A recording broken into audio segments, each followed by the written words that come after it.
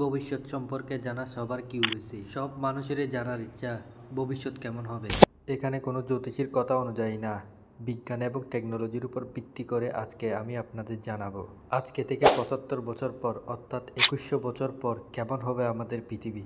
এটা আমার কোনো মন গড়া কথা না, সায়েন্স এবং টেকনোলজি থেকে জানানো সত্য ঘটনা, যেটা আমাদের ভবিষ্যৎ পৃথিবীতে ডেভেলপমেন্ট ও টেকনোলজির কথা বলা হয়েছে।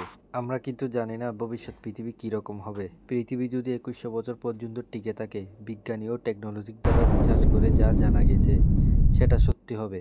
২১০০ বছর পর ৭০% জব শেষ হয়ে যাবে, তখন মানুষদের জায়গায় রোবট কাজ করবে।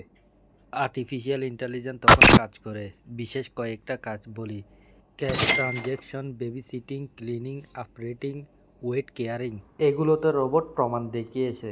২১০০ বছর হতে হতে মানুষ গ্রামে থাকবে না, তখন 70% বা 75% শহরে থাকবে। তখন ক্যান্সারে মারা যাওয়ার সংখ্যা অনেকটাই কমে যাবে। টেকনোলজি এতটাই বলে ৭০ বছর কম বয়সের মানুষ তখন ক্যান্সারে মারা যাবে না। তখন বিজ্ঞানীরা পৃথিবী থেকে ক্যান্সারকে বিশেষ করে বিদায় দিবে। ক্যান্সারের জন্য অনেক ধরনের ডেভেলপ হবে টেকনোলজি ২১০০ বছর পর। তখন মানুষ অ্যাডভান্স টেকনোলজি ইউজ করবে। মোবাইল আরও অনেক ধরনের গ্যাজেট, টিভি, টর্চ, ল্যাপটপ আজকের তুলনায় ২১ বছর পর অনেক অ্যাডভান্স হবে। তখন আমরা ভার্চুয়াল রিয়ালিটি অনুভব করব। আমাদের ঘরে ২১০০ বছর পরে অনেক গুণ বেশি ইলেকট্রিক ডিভাইস টেকনোলজি ইউজ করবে। আজকে থেকে ৭৫ বছর পর বিমানে ট্রাভেল করা আরামদায়ক হবে। তখন বিমান ২-৩ গুণ বড় হবে। তখন উইন্ডো থাকবে না, উইন্ডো থেকে ১০০০ গুণ বড় স্ক্রিন থাকবে, যাতে আমরা বাইরের দৃশ্য দেখতে পারি।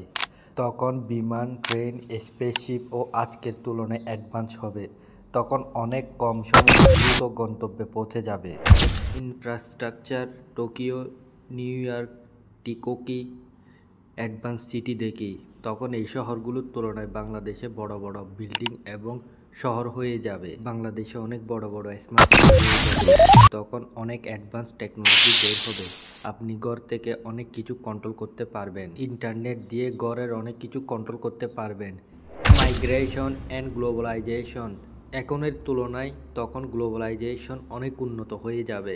আলাদা আলাদা দেশের মানুষ বিভিন্ন দেশে গিয়ে থাকবে, আর পুরো পৃথিবী মাল্টিকালচার হয়ে যাবে। আর অ্যাডভান্স টেকনোলজির কারণে মানুষের পৃথিবী অনেক ছোট মনে হবে। এক দেশ থেকে অন্য দেশে যেতে কম সময়েরও গতিশীল হয়ে যাবে।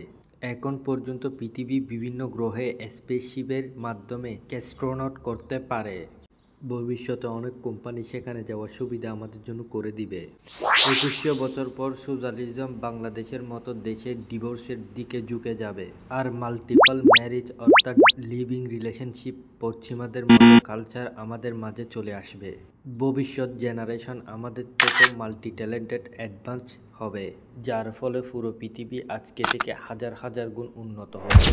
২১০০ বছর পর পৃথিবীতে মানুষের সংখ্যা ১১.৫ আরও বেড়ে যাবে। ২১০০ বছরের মধ্যে সমুদ্রের নিচে সুনামি আসবে।